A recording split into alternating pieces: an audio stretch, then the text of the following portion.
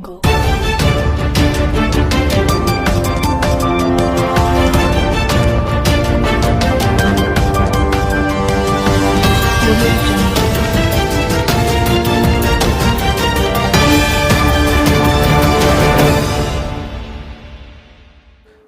माझ्या महाराष्ट्रातील बांधवांनो, भगिनींनो आणि मातांनो, नमस्कार. जय महाराष्ट्र. साधारणतः प्रत्येक आठवड्यामध्ये आपण अशा पद्धतीने भेटतो आहोत आणि मी बोलतो आहोत असं म्हणेन, पण मीच बोलतो आणि आपण ऐकता आहात. आणि आपण नुसते ऐकत नाही आहात, तर जे मी आपल्याला सांगतो आहे ते पूर्णपणाने त्या आपल्या सरकारच्या सूचना आपण हिमतीने आणि धैर्याने पाळत आहात. साहजिकच आहे, आज मी आपल्यासमोर येण्याचं कारण, आज 31 मे. लॉकडाऊन हा शब्द आता आपल्याला अंगवळणी पडलेला आहे. कदाचित ह्या काळामध्ये जन्माला येणारी बालकं ही कदाचित आईच्या ऐवजी लॉकडाऊन बोलायला पहिली सुरुवात करतील. म्हणजेच आयुष्याची सुरुवातच लॉकडाऊनमधून होते की काय, अशी परिस्थिती आहे.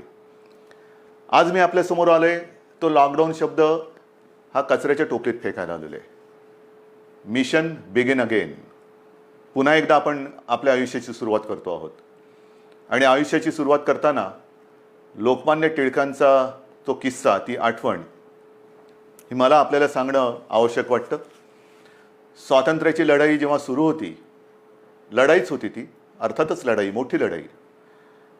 आणि लोकमान्य मंडाल्याच्या तुरुंगात किती वर्ष होते, कशा पद्धतीत होते, त्यांनी त्या तुरुंगात काय काय गीता रहस्य वगैरे या सगळ्या गोष्टी आपल्याला कल्पना आहे. पण सुटून आल्यानंतर त्यांना काही जणांनी विचारलं की आता पुढे काय, आणि त्यांनी सांगितलं पुनश्च हरिओम. पुनश्च हरिओम म्हणजे काय की पुन्हा एकदा आयुष्याला सुरुवात करतो आहे, लढाईला सुरुवात करतो आहे.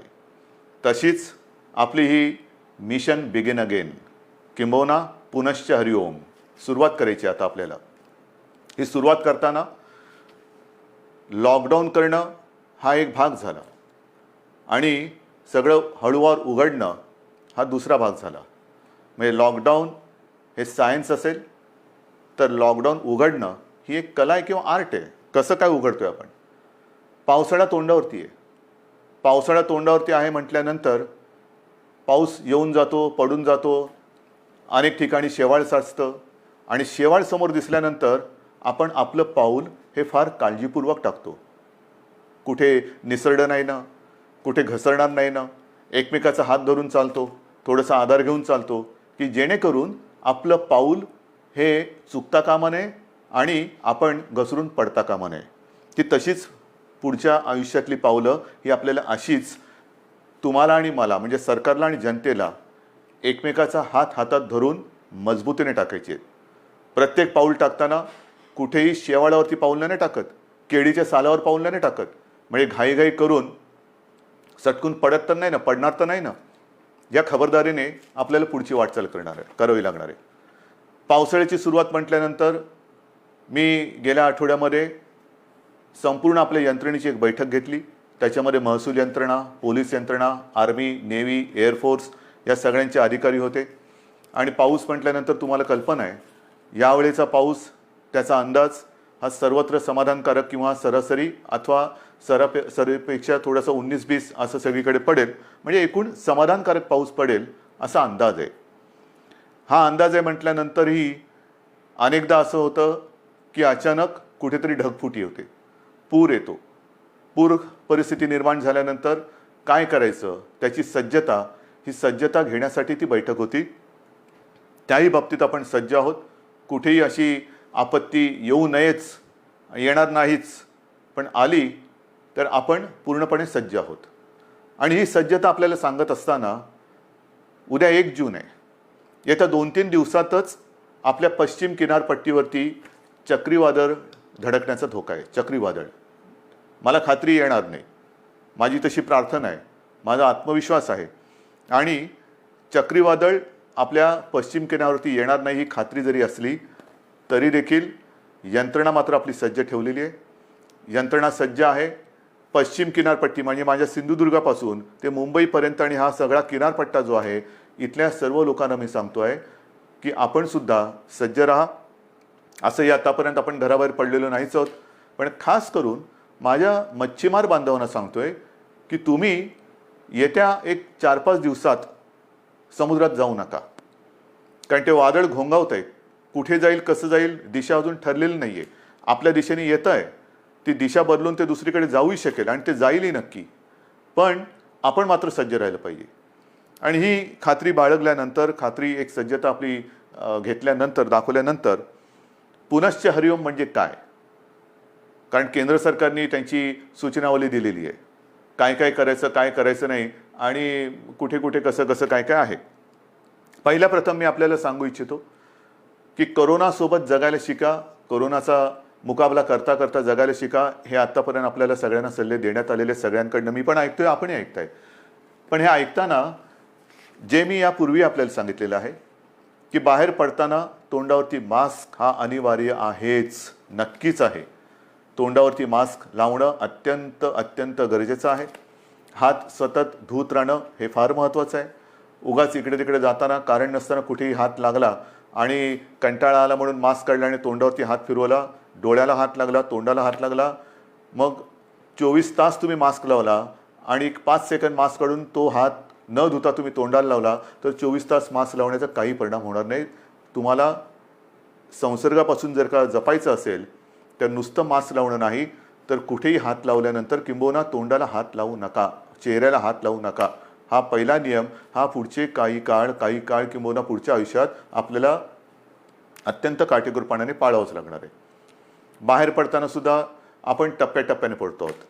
अनेक जणांना घाई झालेली आहे, मला कल्पना आहे. आता काय झालं ना, आता उघडा ना, आता उघडा ना, उघडतो ना, हळूहळू करू ना आपण सगळ्या काही गोष्टी. ह्या सगळ्या गोष्टी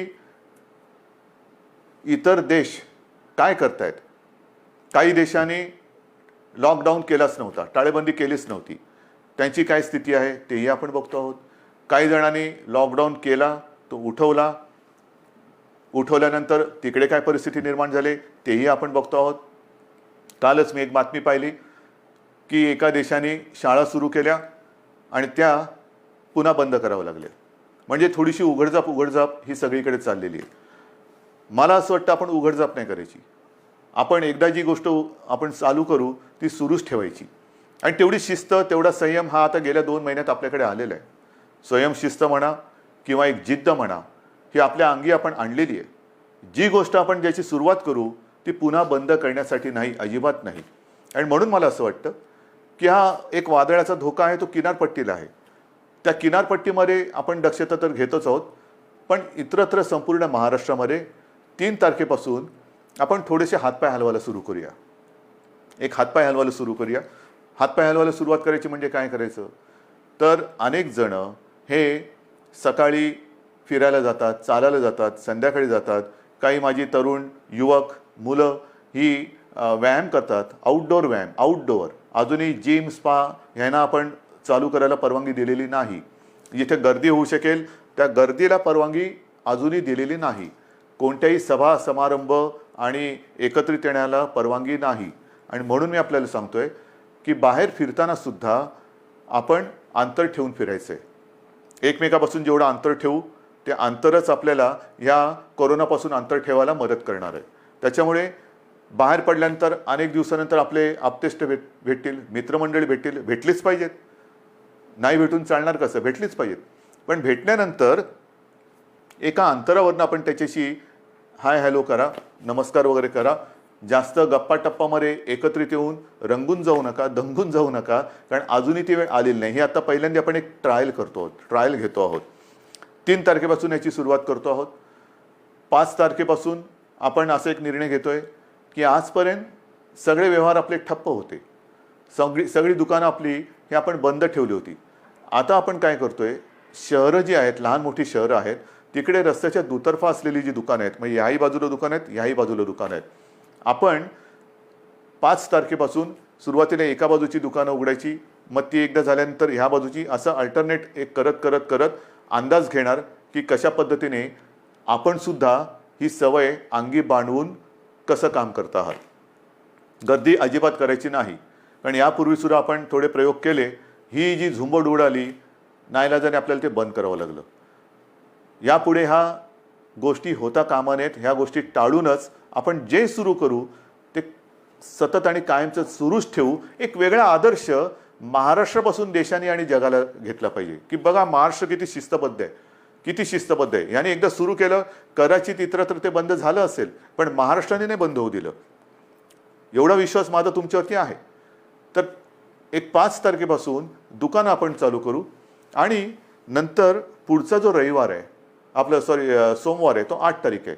या 8 तारखेपासून आपण आपले कार्यालय सुरू करतो आहोत. कार्यालय सुरू करतो.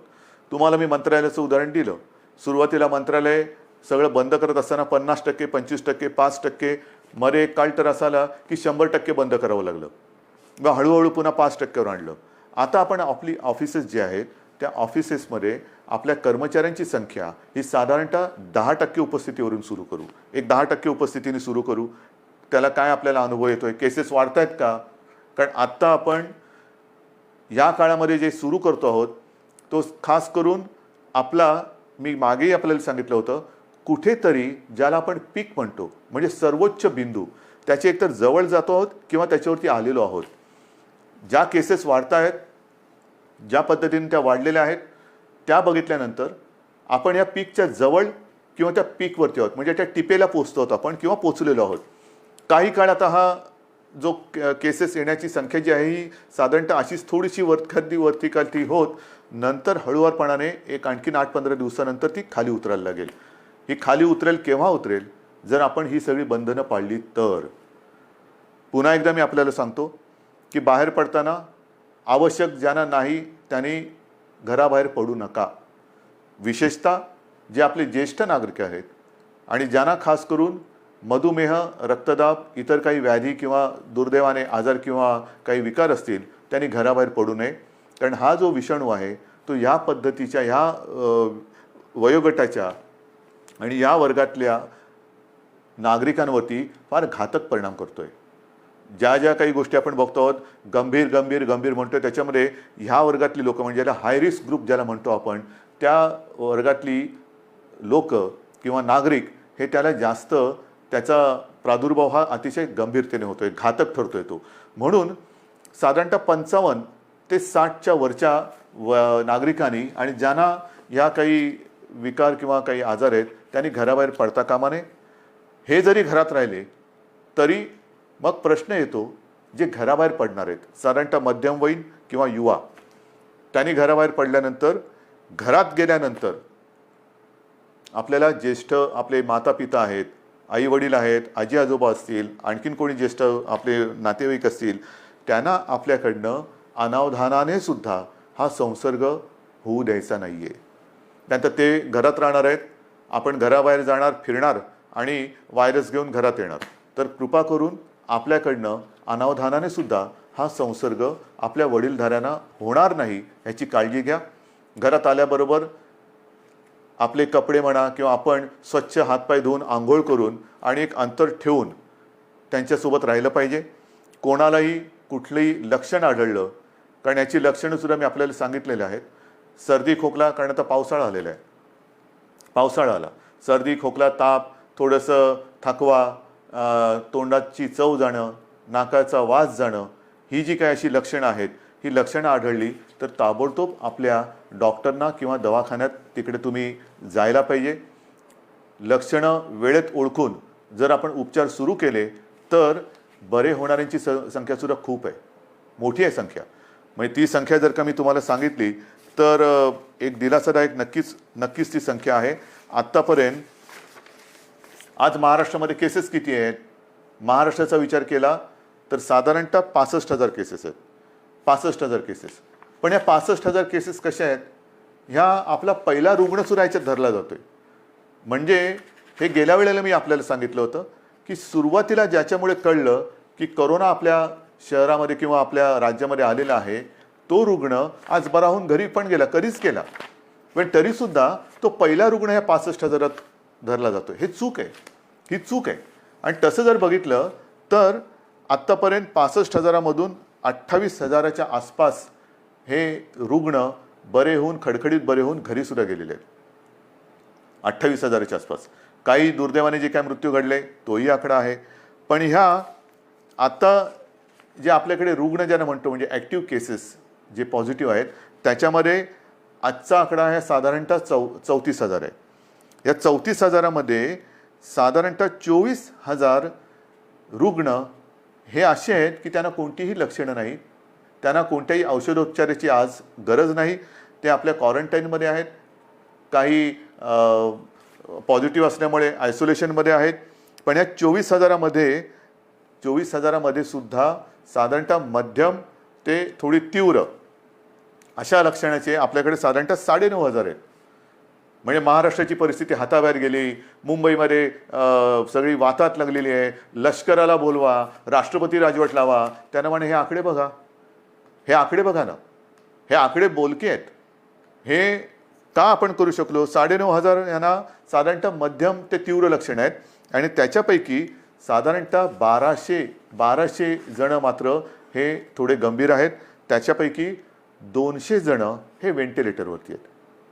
म्हणजे 65,000 जो आकडा आपण ऐकतो आहोत आणि बापरे महाराष्ट्रामध्ये काय चाललंय, मुंबईमध्ये काय चाललंय, काय सरकार काय काम करते की नाही आहे, तर 65,000 आकड्यामध्ये 28,000 घरी गेलेले आहेत आणि अतिगंभीर जर म्हटले तर 200 रुग्ण हे व्हेंटिलेटरवरती आहेत. आता व्हेंटिलेटरवरती सुद्धा जे आहेत यापैकी सुद्धा काही जण हे म्हणजे आत्ताचे नाहीत, आत्तापर्यंतच्या 65,000 मी बोलतोय, यापैकी काही जण व्हेंटिलेटरवरनं सुद्धा व्यवस्थित बरे होऊन घरी गेलेले आहेत. ही वस्तुस्थिती आहे, ही वस्तुस्थिती आहे. आणि म्हणून मला आजही असं वाटतं की जे काही आपल्याबद्दलचं एक चित्र किंवा महाराष्ट्राला बदनाम करण्याचं कारस्थान दुर्दैवाने काही आपली म्हणणारी माणसं करतात तेव्हा दुःख होतं. पण हे जरी खरं असलं तरी एका गोष्टीचं मला नक्कीच समाधान आहे की आपला विश्वास जो सरकारवरती आहे त्याच्यामुळेच सरकार हे काम करू शकतोय. आता जसं मी तुम्हाला दुकानांचं सांगितलं, मैदानाचं सांगितलं, ऑफिसेस सांगितलं, तसंच पुढच्या रविवारपासून आपण वृत्तपत्रसुद्धा घरपोच द्यायला परवानगी देतो आहोत. कारण आपली वृत्तपत्र वाचण्याची सवयच गेली, वृत्तपत्र वाचण्याची सवय गेली, कारण सकाळ होते तीच आपली पेपर आणि चहापासून. तर पुढच्या रविवारपासून वृत्तपत्रांसुद्धा घरपोच पोचवण्याची आपण परवानगी देत आहे. पण ही परवानगी देताना एक गोष्ट मात्र दक्षता घ्यावी लागणार. मी वृत्तपत्र विक्रेत्यांशी मी बोललेलो आहे आणि त्यांना मी सांगितलं की वृत्तपत्र विक्रेते जी आपली मुलं आहेत ती सुद्धा मुलं आहेत, त्यांनासुद्धा आपण काळजी घेतली पाहिजे, त्यांची काळजी घेतली पाहिजे. त्यांना देखील आपल्याला मास्क द्यावा लागणार, त्यांना एक हँड सॅनिटायझरची बाटली द्यावी लागणार. वेळोवेळी त्या मुलांनीसुद्धा आपले हात हे धुत राहिले पाहिजेत, तोंडावरती मास्क हा कायम ठेवला पाहिजे वृत्तपत्र वितरण करताना. आणि अशा पद्धतीने वृत्तपत्रसुद्धा वितरण करण्याची परवानगी आपण पुढच्या रविवारपासून देत आहोत. मैदानाची परवानगी मी तुम्हाला सांगितलेली आहे. सार्वजनिक ठिकाणी आपण फिरायला जाऊ शकता, व्यायाम करायला जाऊ शकता आणि ती वेळ आपण पहाटे 5 पासून संध्याकाळी 7 वाजेपर्यंत अशी मुभा ठेवलेली आहे.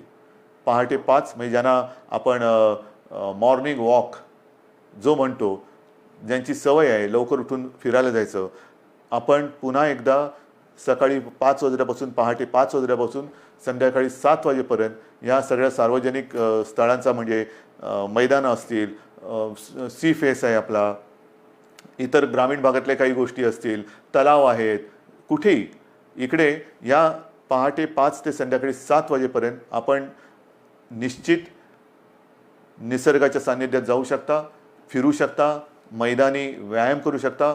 पण हे व्यायाम करताना आरोग्य कमावण्यासाठी म्हणून त्याचा उपयोग करा. एकत्रित येऊन जे आरोग्य आपलं आहे ते बिघडून देऊ नका. अंतर हे ठेवलंच पाहिजे, हे मी पुन्हा पुन्हा सांगतोय. हे झाल्यानंतर मग जे काही आकडे मी तुम्हाला सांगणार आहे ते आकडे ह्याची थोडीशी तुम्हाला कल्पना असायला पाहिजे की नेमकं सरकारने आत्तापर्यंत केलेलं काय आहे, काय करते सरकार, किती आपल्याकडे व्यवस्था आहे. तर ज्या वेळेला हे संकट कोरोनाचं आलं कोणालाच कल्पना नव्हती की हे किती वाढेल आणि त्याच्यासाठी तयारी किती करावी लागेल. म्हणजे साधी गोष्ट आहे की आपल्याकडे राज्यामध्ये प्रयोग म्हणजे ज्या टेस्टिंग लॅब ज्या आहेत त्या नाही आहेत अशातला भाग नाही, पण याच्यासाठी जी टेस्ट करावी लागते त्याची सुविधा ही फक्त 2 ठिकाणी होती. एक आपल्या कस्तुरबामध्ये आणि पुण्याच्या NIVमध्ये. ही कस्तुरबाची सुद्धा जी लॅब आहे ती आपण साधारणतः 2007 साली मुंबई महापालिकेच्या माध्यमातून केली म्हणून ती दुसरी होती, नाहीतर फक्त एकच होती. त्याच्यात कस्तुरबा आपण केली, त्या 2 लॅब होत्या. आजच्या क्षणाला आपल्या महाराष्ट्र राज्यामध्ये 77 ही चाचणी केंद्र आहेत आणि येत्या 2-4 दिवसात ती 100 पर्यंत जातील. म्हणजे 2 पासून 77, 77 पासून 100. आणि माझा प्रयत्न असा आहे की येत्या पावसाळ्यामध्ये टेस्टची संख्या आणि त्याची उपलब्धता ही आणखीन वाढवण्याची गरज आहे. कारण पाऊस म्हटल्यानंतर भिजणं हे आलंच, सर्दी खोकला शिंकणं, थोडा ताप, फ्लू हा आलाच. आणि तो आल्यानंतर लॅबची संख्या वाढवणं, चाचण्यांची क्षमता वाढवणं आणि त्याचबरोबर ह्या टेस्ट ज्या आहेत, ह्या चाचण्या ज्या आहेत त्या केंद्र सरकारशी सुद्धा आपण बोलतो आहोत की त्याची जी किंमत आहे, त्याची जी एक किती पैसे त्याला लागतात ती किंमत ही आपल्याला खाली आणायची, सर्वसामान्यांच्या आवाक्यामध्ये ती आणायची. सरकारकडनं तर आपण मोफत करतोच आहोत, पण ज्याला कोणाला असं वाटलं की मला थोडंसं अस्वस्थ वाटते, मला टेस्ट करून घ्यायची आहे, तर त्यांनी ती टेस्ट करून घेण्यासाठी त्याला त्याच्या गावात, त्याच्या शहरात, त्याच्या घराच्या आजूबाजूला जास्त लांब न जाता कुठे आपण किती प्रमाणात उपलब्ध करून देऊ शकतो ते सुद्धा आपल्याला करायचं आहे. तर ही एक लॅबची संख्या आपण वाढवलेली आहे, आणखीन वाढवतो आहोत. मग अनेकदा अशी तक्रार येते की रुग्णाला बेडच मिळत नाही आहे. दुर्दैवाने थोड्याफार प्रमाणात ही तक्रार खरी आहे आणि ती तक्रार एक सुद्धा असता कामा नये ह्याच्याकडे सरकारचं लक्ष आहे. पण त्याच्याकडे जर का आपण बघितलं तर जे मी आपल्याला सांगितलं की आपल्याकडे ह्या लॅबची संख्या ही 2 होती, 2ची 77 आणि 77ची आता आपण 100 आणि पुढच्या काळात 100हून अधिक करतो. तसं आपल्या राज्यात इन्फेक्शनसाठी जी हॉस्पिटल्स होती ती फक्त 3 होती. आयसोलेशन सुविधा ज्याच्यात असतील अशी 3 होती. आता ती जवळपास 2576, 2500च्या आसपास आपण केलेले आहेत. म्हणजे 3 पासून 2500. बेड्स किती होते? बेड्स साधारणतः 400च्या आसपास होते आयसोलेशन. ते आता 2.5 लाखाच्या वर महाराष्ट्रामध्ये झालेले आहेत. महाराष्ट्रात 2.5 लाखाच्या वर. त्याच्यामध्ये साधारणतः 25,000 बेड्स हे ऑक्सिजनची सुविधा देऊ शकतील असे आहेत. कारण आपल्याला मी जे सांगितलं की आत्तापर्यंत जे रुग्ण आपले हॉस्पिटलमध्ये उपचार घेत आहेत त्यांच्यापैकी 200 जण व्हेंटिलेटरवर आहेत. म्हणजे व्हेंटिलेटर फार थोड्या जणांना लागत आहेत, कोणालाही लागूच नाहीत, पण फार थोड्या जणांना लागत आहेत. जास्तीत जास्त रुग्णांना ऑक्सिजन लागतोय. ऑक्सिजनची सुविधा देणारे बेड्स हे आपण मोठ्या प्रमाणावरती तयार केलेले आहेत, आणखीन सुद्धा करतो आहोत. ICU बेड्ससुद्धा सुरुवातीला 250 होते, ते साधारणतः 8,500च्या आसपास आपण नेलेले आहेत. म्हणजे एवढी सुविधा आपण करतो आहोत, एवढी मोठी सुविधा आपण केलेली आहे. मला जी मी तुम्हाला सांगितलं की जम्बो फॅसिलिटी किंवा फील्ड हॉस्पिटल्स मुंबईमध्ये आहे, ठाण्यामध्ये आहे, ज्या ज्या शहरांमध्ये मी सूचना दिल्या आहेत, मग संभाजीनगर असेल, पुणा आहे, आणखीन कुठेही जिथे जिथे फील्ड हॉस्पिटलची आवश्यकता आहे तिथे त्यांना सूचना दिलेल्या आहेत की तुम्ही ते करा. म्हणजे एकेका ठिकाणी आपण 1,000, 2,000च्या बेडची सुविधा करतोय. गोरेगावला तर साधारणतः 3,000 बेडची सुविधा करतोय. इतर देशांनी, इतर राज्यांनी अशी सुविधा किती जणांनी उपलब्ध केली असेल, किती जणांनी संख्या वाढवली असेल, हे आता सगळीकडे स्पष्ट झालेलं असेलच. पण महाराष्ट्राने मात्र गेले 2 महिने उपचाराकडे लक्ष दिलेलं आहे, सुविधांकडे लक्ष दिलेलं आहे. आपण आपला टास्क फोर्स निर्माण केलेला आहे आणि हा टास्क फोर्स अक्षरशः अहोरात्र मेहनत करून, अविश्रांत मेहनत करून साधारणतः गाईडलाईन देतोय.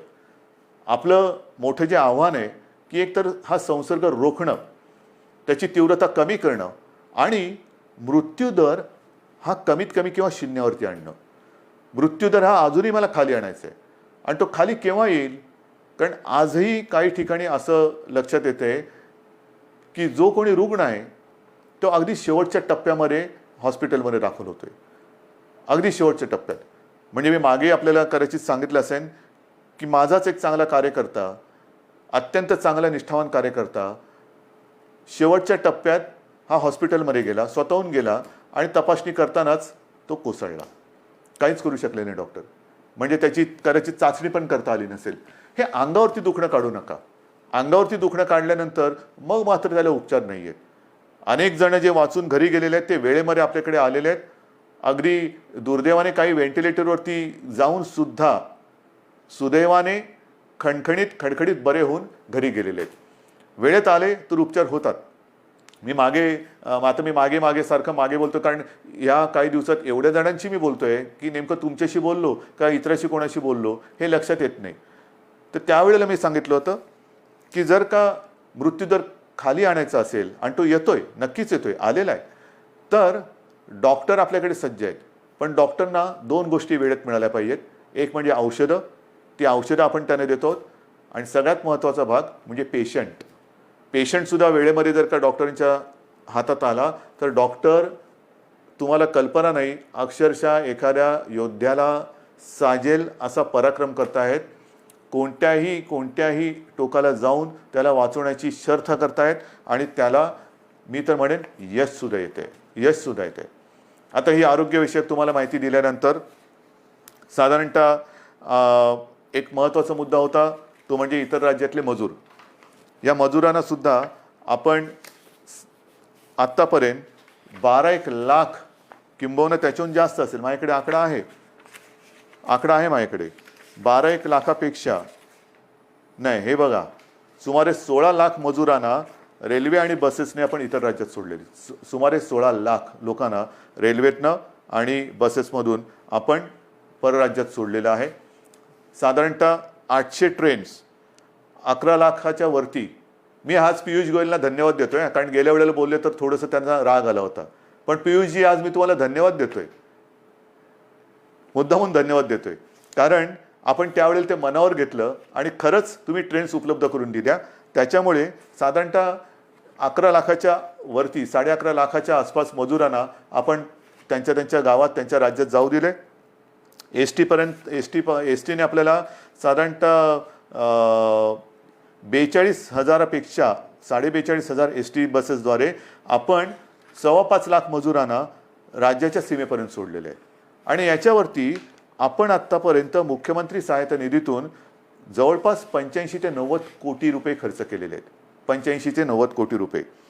साधारणतः 22पेक्षा जास्त फ्लाईट्सद्वारे 3,000पेक्षा जास्त नागरिक आपण महाराष्ट्रात आणलेले आहेत. 7 जूनपर्यंत आणखीन काही फ्लाईट्स येत आहेत. तर अशी ही सुरुवात होते. शिवभोजन थाळीसुद्धा ही आजपर्यंत आपण 838 केंद्र राज्यात कार्यरत केलेली आहेत. 1 ते 30 मे, फक्त 1 ते 30 मे या काळात या शिवभोजन थाळीच्या योजनेतून आपण 32,77,778 शिवभोजन थाळ्याच्या माध्यमातून एवढ्या लोकांना, म्हणजे 32 लाखाच्या आसपास लोकांना आपण भोजन देण्याची व्यवस्था केलेली आहे. मुख्यमंत्री सहायता निधीत आतापर्यंत 352 कोटी रुपये आपण संपूर्ण आले. त्याच्यापैकी 111 कोटीपेक्षा जास्त हे कोविडसाठी आपण खर्च केलेला आहे. या सगळ्या गोष्टी चालू आहेत. उद्योगधंदे सुरू होत आहेत. 7.5 लाखापेक्षा जास्त मजूर हे कामावरती आलेले आहेत. उद्योगांना तर आपण परवानगी दिलेली आहे. आणखीनही उद्योग आपण सुरू करतो आहोत. आता हे सगळं सुरू करत असताना जसा पावसाळा सुरू होतो आहे तसंच आपलं शैक्षणिक वर्ष सुरू होतं आहे. शाळा कशा सुरू करायच्या, कॉलेजेस कशी सुरू करायची, विशेषतः विद्यापीठांच्या परीक्षांचं काय करायचं, अंतिम वर्षाची परीक्षा घ्यायची नाही घ्यायची, कधी घ्यायची, सगळ्याचा विचार सुरू आहे. पहिल्यांदी कॉलेजच्या विद्यापीठाच्या अंतिम वर्षाच्या परीक्षेबद्दल मी बोलतो. कालसुद्धा मी त्याच्याबद्दल कुलगुरूंची एक बैठक घेतली. विभागवार सगळ्या कुलगुरूंची मतं मी आजमावून घेतली. सगळ्यांचं मत एक आहे, परीक्षा घ्यायची असेल तर तातडीने परीक्षा घेण्यासारखी आजची परिस्थिती नाही आहे. कारण ते कुलगुरू जरी असले, मी मुख्यमंत्री जरी असलो, तरी आमच्यातला पालक हा आजही जिवंत आहे. अनेक पालकांची एक चिंता आहे की कोविड सगळीकडे, कारण थोडाफार आता आपल्या राज्यामध्ये सुद्धा तो हळूवार पसरलेला आहे. आटोक्यात तर नक्की आणू आपण, पण तो पसरत असताना आमच्या मुलांना आम्ही परीक्षेला पाठवावं का? काही लाख विद्यार्थी हे परीक्षेसाठी एकत्र येणार, किती अंतर ठेवणार, पेपर कसे वाटणार, पेपर तपासणार कसे, मग काय करायचं? म्हणून आपण एक सगळ्यांनी मिळून एक असा तोडगा काढलेला आहे की अंतिम वर्षाच्या ज्या परीक्षा आहेत त्या परीक्षा घेण्यापूर्वी एक असा मुद्दा आला आणि मला असं वाटतं तो बरोबर आहे. आपण एक निर्णय असा घेतलेला आहे की साधारणतः जेवढे सेमिस्टर झालेले आहेत त्यांची सरासरी काढून त्या विद्यार्थ्यांना मार्क्स द्यायचे आणि त्या विद्यार्थ्यांना तसं पास करायचं. कारण साधारणतः गेले किती सेमिस्टर झाले असतील, किती वर्षाचे झालेत, ते एक सरासरी काढली तर आपण त्या सरासरीचा विचार करू शकतो आणि ते ॲग्रिगेट करून त्यांना पास करायचं की जेणेकरून त्यांचं आयुष्य थांबणार नाही. परीक्षा कधी घेणार? जूनमध्ये घेऊ शकतोय? नाही. जुलैमध्ये घेता येईल? सांगता येत नाही. ऑगस्टमध्ये येईल? कल्पना नाही. मग कधी घेणार आपण परीक्षा? मग तोपर्यंत विद्यार्थ्यांनी करायचं काय? नुसतं ताटकळून राहायचं, लोंबकळत राहायचं? अजिबात नाही. शिक्षणाचा खेळखंडोबा हा होऊ द्यायचा नाही.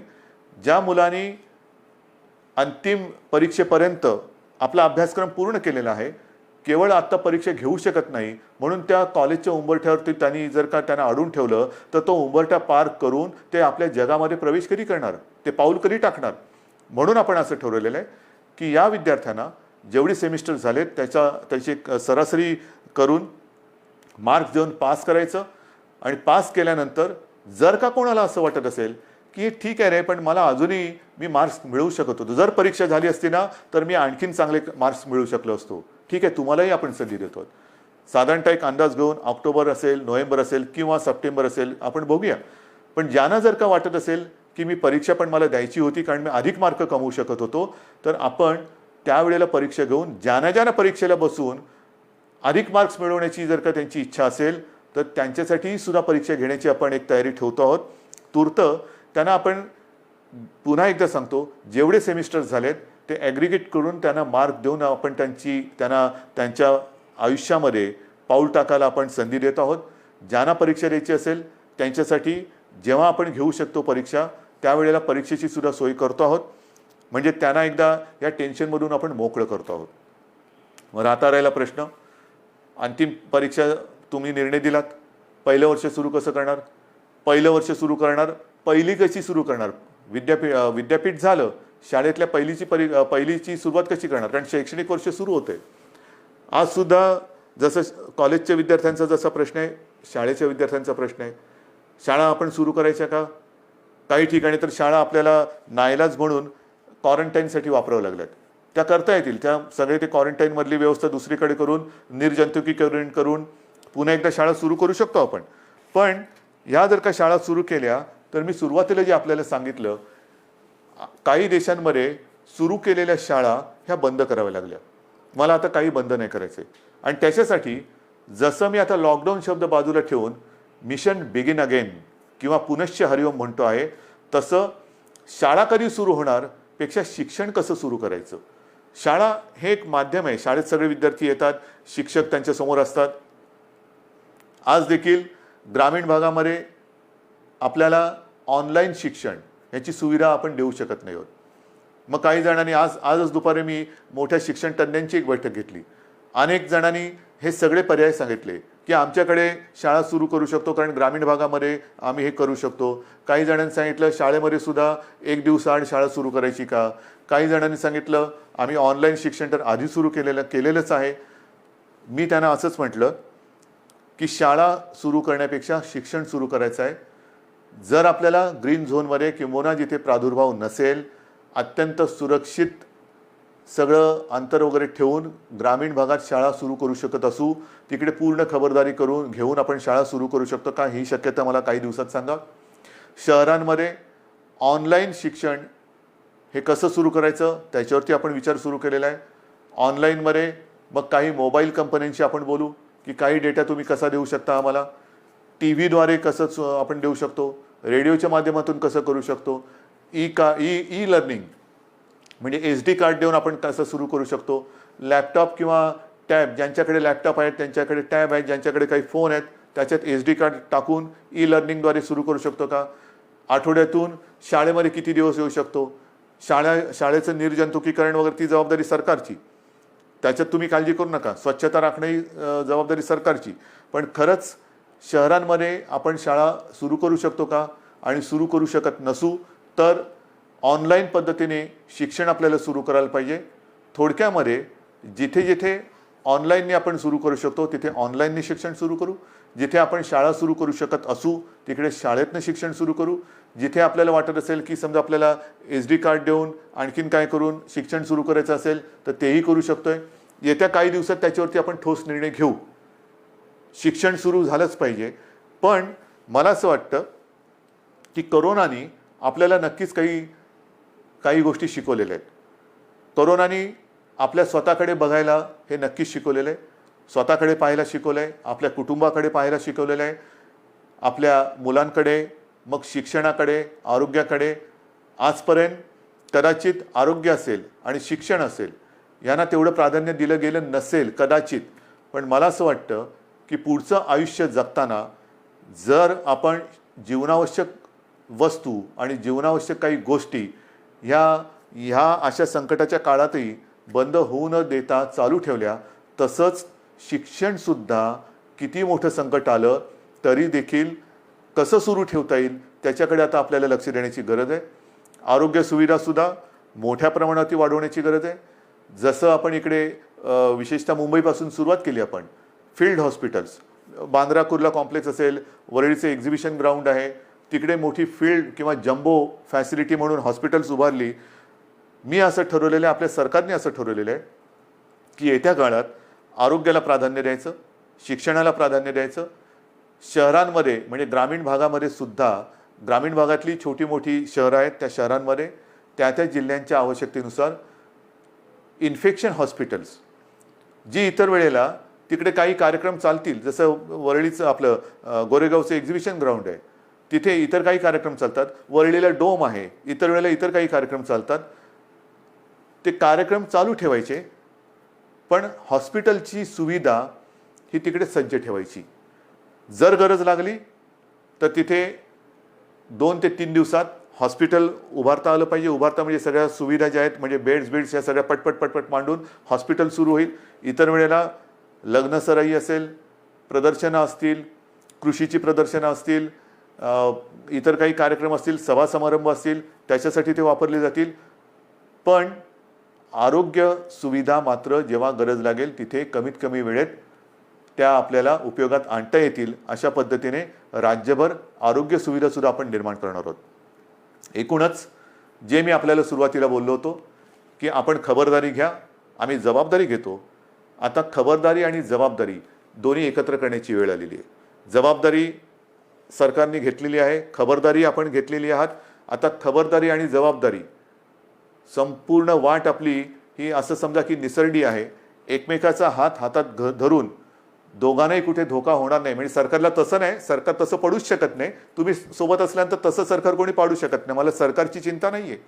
पण आयुष्यात कुठेही आपल्याला घाई गर्दीने आपलं पाऊल चुकता कामा नये, पाऊल घसरता कामा नये.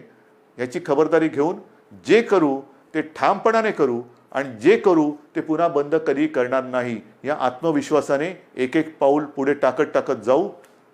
Mission begin again. पुनश्च हरिओम. जय हिंद, जय महाराष्ट्र.